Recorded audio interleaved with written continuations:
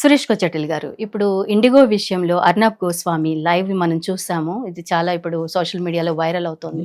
ఆయన మాట్లాడిన విధానం గాని, అంటే ఇన్ని లక్షల మంది ఎయిర్‌పోర్ట్‌లో పడిగాపులకు పడుతుంటే, వాళ్ళు కష్టాలు పడుతుంటే, బాధలు పడుతుంటే, ఒక సివిల్ ఏవియేషన్ మినిస్టర్‌ని నేను క్వెషన్ చేస్తున్నప్పుడు ఆయన ఎందుకు మాట్లాడరు? ఆయన కదా అడ్రెస్ చేయాలి, ఇక్కడ మాట్లాడాలి కదా అని చెప్పేసి ఆయన అడిగిన విధానం కానివ్వండి, ఇది జరిగిందంతా మీరు విన్నారు, చూసారు. దీన్ని మీదైన స్టైల్‌లో ఎలా చెప్తారు? అర్నబ్ గోస్వామి చేసింది కరెక్టా? అడిగిన విధానం కరెక్టా? కాదా అంటే ఏమంటారు? టీడీపీ వాళ్ళు ఇప్పుడు రిపబ్లిక్ టీవీని బ్యాన్ చేసాము, బాయ్‌కట్ చేసాము అంటున్నారు. ఒక నేషనల్ మీడియాని వీళ్ళు ఇన్‌ఫ్లుయెన్స్ చేయగలుగుతారా? అంటే ఓవరాల్ ఇష్యూ మీద మీరేం మాట్లాడతారు? వారం తర్వాత హ్మ్. ఎవరికి గుర్తుండదండి. రామ్మోహన్ రావు ఏం చెప్పారు, అర్నబ్ ఏం చెప్పారు అని చెప్పేసి. కొత్త సబ్జెక్ట్ వస్తుంది, దానికి కొత్త సబ్జెక్ట్కి వెళ్ళిపోతారు. ఇది మన న్యూస్ ఛానల్స్ కల్చర్. ఇది ఒక వారం టైంలో షెల్ఫ్ లైఫ్ ఉంటుంది. ఆ షెల్ఫ్ లైఫ్ తర్వాత ఎవరికి ఆయన ఏం చెప్పారు, ఈయన చెప్పారు ఎవరికి తెలియదు. అర్నబ్ గోస్వామి షోలో చాలా మంది పాకిస్తానీ జనరల్స్ వచ్చి కూర్చుంటారు, రిటైర్డ్ వాళ్ళు, మీరు చూసుంటారు. విపరీతంగా తిడతారు ఆయన వాళ్ళని.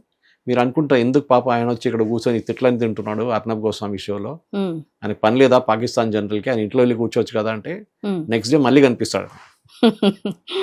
ఒకటే వాళ్ళకి పేమెంట్ ఇస్తారు, ఎందుకంటే అది అన్ని మేజర్ న్యూస్ ఛానల్స్ అందరూ వాళ్ళ గెస్ట్కి ఒక ఆనరేరియం ఇస్తారు. మీరు వచ్చిన దానికి మీ ఖర్చు, మీ టాక్సీ ఛార్జ్ ఏమైనా అది కాదు కదా, డబ్బుల కోసం ఒకటే కాదు, వాళ్ళు పబ్లిసిటీ కోసం వస్తున్నారు.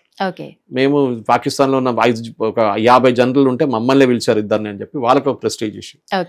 రామ్మోహన్ నాయుడుని తిట్టడం అనేది, ఆయన చెప్పిన ఏం చెప్తారు కామెంట్స్ అని అర్నబ్ గోస్వామి, అది ఒక టీఆర్పీ కల్చర్. అది ఇప్పుడు మీరు అర్నబ్ గోస్వామి రిపబ్లిక్ని గుర్తుపెట్టుకున్నారు. ఇంకా మన దగ్గర ఒక 5-10 ఇంగ్లీష్ ఛానల్స్ ఉన్నాయి కదా, ఇండియా టుడే ఉంది, CNN News 18 ఉంది, NDTV ఉంది. మీరు వాళ్ళేం చెప్పారేమన్నా గుర్తుందా మీకు? లేదు, అందరి కాన్సంట్రేషన్ దీని మీదే ఉంది. అదే, ఎందుకంటే ఆయన ఒక ఎంటీ చైర్ పెట్టి దానికి టీడీపీ అని పెట్టి, అంటే ఎక్కువ లొల్లి ఎవరు చేస్తారో వాళ్ళనే గుర్తుపెట్టుకుంటారు. ఎగ్జాక్ట్లీ. కోడి ఎన్ని గుడ్లు వేస్తుందంటే ఒక రోజుకి? ఒకటే కదా. సీ హార్స్ అని ఒకటి నీళ్ళలో ఉంటుంది, 10,000 గుడ్లు వేస్తుంది ఒక రోజు. మీరు ఎప్పుడైనా విన్నారా? అది నీళ్ళు ఉంటుంది, సౌండ్ రాదు. కోడి ఒక గుడ్డ వేయగానే మొత్తం ఊరంతా తిరుగుతుంది, నేను ఒక గుడ్డ వేసానని చెప్పేసి. That is it. పబ్లిసిటీ ఎక్కడి నుంచి వస్తుంది? మీరు ఎంత నాయిస్ చేస్తారో అంతమంది మిమ్మల్ని వింటారు. మీరు నాయిస్ చేయకపోతే ఎవరు వినరు. That is the culture today. అది పాత రోమ్ కొలిజియంలో ఇద్దరు కొట్టుకుంటారు, లాస్ట్ చనిపోతారు ఇద్దరు. చూడ్డానికి వేలాది మంది వస్తారు, వందలాది మంది వచ్చి స్టాండ్స్ లో కూర్చొని వీళ్ళిద్దరు కత్తితోని అదితోని పొడుచుకుంటారు, రాత్రి ఇద్దరు చచ్చిపోతారు, ఇద్దరు చనిపోతారు. అది చూడడానికి మనుషులు వస్తారు, గ్లాడియేటర్స్, హౌ దే ఫైటింగ్. అది ఒక స్పోర్ట్ అన్నమాట. ఇప్పుడు దాన్ని టెలివిజన్కి వచ్చేసింది ఆ స్పోర్ట్. టెలివిజన్లో రాత్రి 9 గంటలకు ఎవడు ఎంత తిడతాడో, ఎవడు ఏం చెప్తా, నేను చెప్పాను కదా, నేను తెలుగు ఛానల్స్ గురించి మాట్లాడుతూ కుక్కలా కొట్టుకుంటారని చెప్పి అదే టర్మినాలజీ ఇక్కడ కూడా. 12 మందిని స్టాంప్గా పెట్టుకొని 12 మందిని చూపించిన దానికి మీకు అది ప్రెస్టీజ్ ఇష్యూ. నేను దీనికన్నా ముందు కూడా ఇంకొక షోలో చెప్పాను, అర్నబ్ గోస్వామి షోలో ఒకసారి వెళ్తే ఆ రోజు ఖుష్బూ ఇష్యూ ఉండే, తమిళనాడులో ఖుష్బూని బీజేపీ లీడర్ కొని అప్పుడు ఆమెను తిట్టారు ఎవరు, డిఎంకే వల్ల పెద్ద ఇష్యూ అయిపోయింది. నన్ను కూడా పిలిచారు, నేను 15 నిమిషాలే, నన్ను ఇంకా షోలో వాళ్ళు తీసుకోలేదు, అక్కడ ఉన్నాను నేను ఒక బొమ్మలాగా కార్నర్లో. తర్వాత ప్రొడ్యూసర్ నా చెవిలో వచ్చి చెప్తున్నాడు, సార్ డిబేట్ ఠండా పడిగా అర్నబ్ సాబ్ బోల్ రే గరం కరో అంటే డిబేట్ చల్లగా పడిపోయిందంట, కొంచెం గరం చేయమంటున్నారు ఆయన.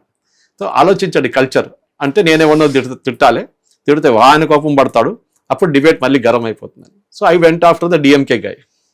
ఓకే, ఆయన ఏదో చెప్పాను నేను, నువ్వు జయలలిత సారీ గురించి నాకు గుర్తుందా దురైమురుగన్ అడిగా.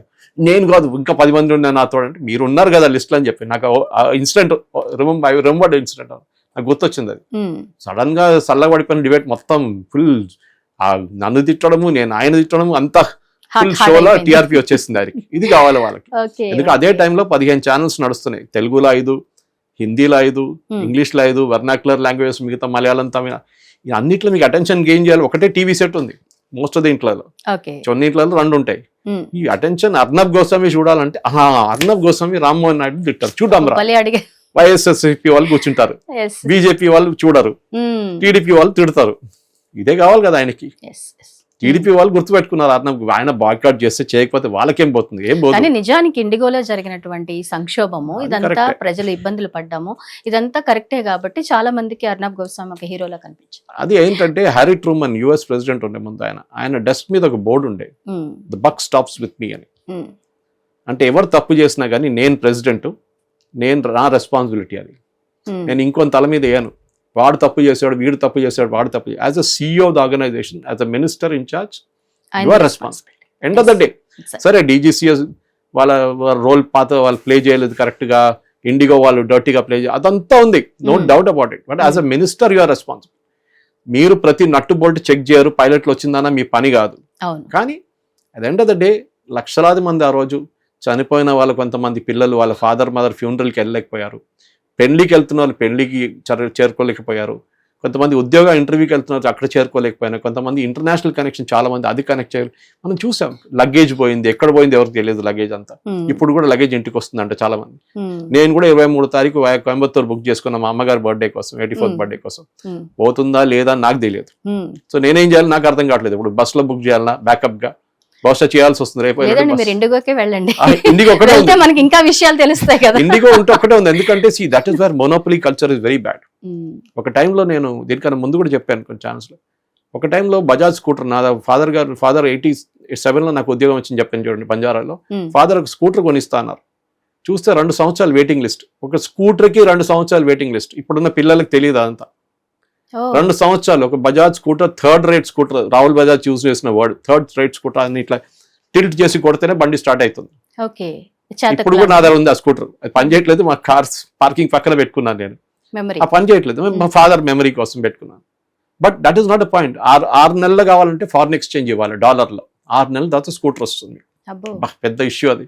BSNL ఇప్పుడు మీరు స్కూటర్ అని చెప్పండి 10 మంది వచ్చి ఆఫీస్ బయట నిలబడతారు EMIతో సహా. BSNL ఒక్కటే ఫోన్ కంపెనీ ఉండే. ఒక ల్యాండ్ లైన్ కలెక్షన్ కావాలంటే 2 సంవత్సరాలు. MP MLA సిగ్నేచర్ తీసుకుంటే 6 నెలలు. ఇప్పుడు మీరు ఒక జియో కావాలంటే ఆ కార్నర్కి వెళ్తే వాడు ఒక అంబ్రెలా పెట్టుకొని కింద కూర్చొని సిమ్లు అమ్ముకుంటాడు. కాంపిటీషన్ కావాలి. మా ప్రాబ్లం ఎక్కడ వచ్చిందో, ఇండిగో మొనోపలీ 63% మొనోపలీ, 2200 ఫ్లైట్లు పర్ డే. వీళ్ళేమో ఇండియన్ ఎయిర్లైన్స్ ఏమో, ఎయిర్ ఇండియా ఏమో ఓన్లీ 1100 ఫ్లైట్స్, హాఫ్. వీళ్ళ క్వాంటిటీ పెంచండి, వాళ్ళని తగ్గించండి. నేను అది ఒక వారం ముందు చెప్పాను ఈ క్రైసిస్ మొదలైనప్పుడు. అది ఎగ్జాక్ట్లీ జరుగుతుంది. కొన్ని ఛానల్ చెప్పాను, మీరు ఎయిర్ ఇండియాని 1500 చేయమనండి, వీళ్ళ 2200 తగ్గించి 2000కి తీసుకురు. అప్పుడు కాంపిటీషన్ వస్తుంది, అప్పుడు వీళ్ళిద్దరు కొట్టుకుంటారు, అప్పుడు ప్రైసులు తగ్గుతుంది, సర్వీస్ బాగా అవుతుంది. మొనోపలి వచ్చినప్పుడు ఈడు ఎక్కడ పోతాడు? కోయంబత్తూరు వెళ్ళాలి కదా, అక్కడ వెళ్తున్న 5 ఫ్లైట్లు నా ఫ్లైట్లో ఎక్కాల్సిందే ఇండిగో అంటాడు. నేను 6000 ఛార్జ్ చేస్తే 6000కి వస్తాడు, 8000 ఛార్జ్ చేస్తే 8000కి వస్తాడు. లేకుండా బస్సులో వెళ్ళు, ట్రైన్ టికెట్లు దొరకవు. Sabarimala season you won't get. ఇది ప్రాబ్లం. ఇది మీరు ఏం చేస్తారు దీన్ని? That the question. కొచ్చిన్కి ట్రై చేస్తే 16,000 టికెట్ బిఫోర్ ది క్రైసిస్. అప్పుడు కాదు, క్రైసిస్ ముందు, అది శబరిమల సీజన్. సో మీరు కాంపిటీషన్ లేనప్పుడు జరుగుతుంది. వాళ్ళు ఏం చేస్తారు, కావాలని చెప్పి ఆ రూట్లో మీరు 10 ఫ్లైట్లు నడిపిస్తే రేట్ తగ్గుతుంది. మేము 6 ఫ్లైట్లు నడిపిస్తాం, అప్పుడు రేట్ పెరుగుతుంది. సప్లై అండ్ డిమాండ్ ఎకనామిక్స్లో ఉంటుంది. ఇది ప్రాబ్లం. సో ఇండిగో మొనోపలి అది రామ్మోహన్ రావు గారు తప్పు. ఆయన చూడాలండే. 1 సంవత్సరం ముందే వీళ్ళకి DGCA నోటిఫికేషన్ ఇచ్చారు, పైలట్లు పెంచుకోండి, 8 గంటలు డ్యూటీ పెట్టబోతున్నాం, 24 గంటల్లో 3 సెట్ పైలట్స్ ఉండాలి, కో పైలట్, వీరేం చేస్తున్నాయి 12 గంటలు పని చేపిస్తున్నాయి. ఇప్పుడు మీ స్టూడియోలో కెమెరామెన్ 8 గంటలు పని చేయండి, అరే నువ్వు 14 గంటలు పని చేయి, 4 గంటలు ఓవర్ టైం ఇస్తానంటే పని చేస్తారు వాళ్ళు, కానీ వాళ్ళ ఎఫిషియన్సీ తగ్గిపోతుంది 8 గంటల తర్వాత. పైలట్ అంటే high stressful job. Landing and take off అంటే టెన్షన్. చిన్న తప్పు ఉంటే చాలా అహ్మదాబాద్ జరిగినట్ల ఎయిర్ క్రాష్ అవుతుంది, చిన్న ఫ్యూల్ స్విచ్ ప్రాబ్లం. వాళ్ళు ల్యాండింగ్ టేక్ ఆఫ్ వాళ్ళు వచ్చి కూర్చున్న దాకా వాళ్ళు టేక్ ఆఫ్ చేసినాక 250 చెక్స్ ఉంటాయి ప్లేన్లో, with in matter of just 30 minutes. ఈ ఫ్లాప్ చెక్ చేయి, అది చెక్ చేయి, పైలట్ కో పైలట్ మాట్లాడుకుంటారు. దాని తర్వాత సెట్టింగ్స్ చెక్ చేస్తారు, అన్ని చెక్ చేస్తారు, ఆటో పైలట్ ఉందా చెక్ చేస్తారు. దాని తర్వాత టేక్ ఆఫ్ ఉంటుంది, మళ్ళీ ఆటో పైలట్కి వెళ్ళిపోయి మళ్ళీ landing time. Through out the day ఇదే చేస్తున్నారు. సో 8-9 గంటల తర్వాత వాళ్ళ ఎఫిషియన్సీ పోతుంది. మీరు రోడ్ మీద బస్సు నడిపించట్లేదు, రోడ్ మీద లారీ నడిపించట్లేదు, బ్రేక్ కొట్టేస్తే ఆగిపోతుంది. అది మీరు ఆకాశంలో ఉన్నారు మీరు. సో DGCA ఏమన్నారు 8 hours, దానికన్నా ఎక్కువ లేదు. సడన్ గా ఏమైపోయిందంటే 24 గంటల్లో 16 గంటలకే పైలట్స్ ఉన్నారు వీళ్ళ దగ్గర, 8 గంటలకు పైలట్స్ లేరు. సో ఏం చేస్తారు, క్యాన్సిల్ చేసి పడేస్తారు ఆ ఫ్లైట్. సో 33% పడిపోయింది. 1000 ఫ్లైట్స్ నుంచి ఇప్పుడు 500కి వచ్చింది. ఈ పైలట్స్ లేకుండానే క్యాన్సిల్ అయింది. వీళ్ళు ఏం చేశారు, 1 సంవత్సరం పాటు వీళ్ళ దగ్గర టైం ఉండే, మీరేం చేస్తారు, రిక్రూట్మెంట్ ఎందుకు చేయలేదు? అది వీళ్ళ తప్ప. ఎందుకంటే lean and mean organisation run చేస్తారు, ఎంత లాభం వస్తుంది, ఎంత పని చేయించుకోవచ్చు వీళ్ళతో అని. గ్రౌండ్ స్టాఫ్ అంటున్నారు, 3 చేసే పని 1 చేస్తున్నారని. గ్రౌండ్ స్టాఫ్ ఆలోచించండి, 15,000 16,000 ఇస్తున్నారంట జీతం వాళ్ళకి. చెక్ ఇన్ కౌంటర్లో వాళ్ళు ఉంటారు, మీరు అక్కడైతే బుకింగ్ కౌంటర్లో వాళ్ళు ఉంటారు, తర్వాత బోర్డింగ్ కౌంటర్ అయితే అక్కడే వాళ్ళు ఉంటారు. ఇది ప్రాబ్లం అన్నమాట. So this has to go somewhere, has to stop. మంచి స్టెప్ తీసుకున్నారు డీజీసీ, కానీ ఇప్పుడు మళ్ళీ విత్డ్రా చేశారు స్టెబిలైజ్ అయ్యేదాకా. కానీ వాళ్ళ సిఇఓ, వాళ్ళ ఎండి వాళ్ళని పంపించాల్సిందే, వాళ్ళ ఆపరేషన్స్ హెడ్ అందరినీ అంతా స్టెబిలైజ్ అయిన తర్వాత ఇంటికి పంపించేయాలి. అయిపోయింది, థ్యాంక్ యూ వెరీ మచ్ అని చెప్పి పంపించేసారు. అది ఆల్రెడీ ఆర్డర్ ఇచ్చేసారు గవర్నమెంట్. మీకు ఉద్యోగం లేదు, ఇంకా మీరు ఇంకెక్కడైనా ఉద్యోగం చూసుకోండి. మీరు ఇంత పెద్ద ఏం చెప్తారు మెసప్ చేశారు, దానికి పనిష్మెంట్ ఇది. హిట్ టీవీ యాప్, ఇందులో short news, live news, entertainment shows, movies, digital magazines తో పాటు మీ జిల్లా వార్తలను కూడా ఫ్రీగా చూడొచ్చు. ఇంకెందుకు ఆలస్యం, వెంటనే హిట్ టీవీ యాప్ ని డౌన్లోడ్ చేసుకుని ఫ్రీగా ఎంటర్టైన్మెంట్ పొందండి. Hit TV app, hit TV app, please download hit TV app. Hit TV app ని ఫ్రీగా డౌన్లోడ్ చేసుకొని ఎంజాయ్ చేయండి. మీకు నచ్చిన ఎంటర్టైన్మెంట్ కోసం హిట్ టీవీ యాప్ ని ఫ్రీగా డౌన్లోడ్ చేసుకుని ఎంజాయ్ చేయండి. హిట్ టీవీ యాప్ ని డౌన్లోడ్ చేసుకుని ఆస్వాదించండి, ఆశీర్వదించండి. ఇంతమంది సెలబ్రిటీలు హిట్ టీవీ యాప్ ని డౌన్లోడ్ చేసుకోండి అని చెప్తున్నారంటే ఎంత మంచి యాప్ ఆలోచించండి. అమెరికా అమెరికా అమెరికా అమెరికాలో చదవాలనుకునే వాళ్ళకి విశ్వసనీయమైన పేరు మన శౌర్య కన్సల్టెన్సీ. UK లో 1 year masters, UK లో 1 year masters, 2 years work permit up to 5 years visa. Contact Saurya Consultancy. Contact 89851 89851.